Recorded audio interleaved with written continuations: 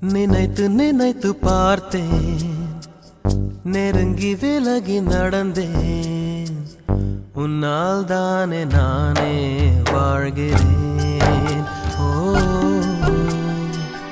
உன்னில் இன்று என்னை பார்க்கிறேன்.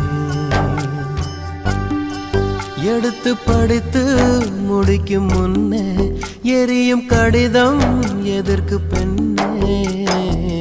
உன்னால் தானே நானே வாழ்கிறேன். ஓ, உன்னில் இன்று என்னை பார்க்கிறேன்.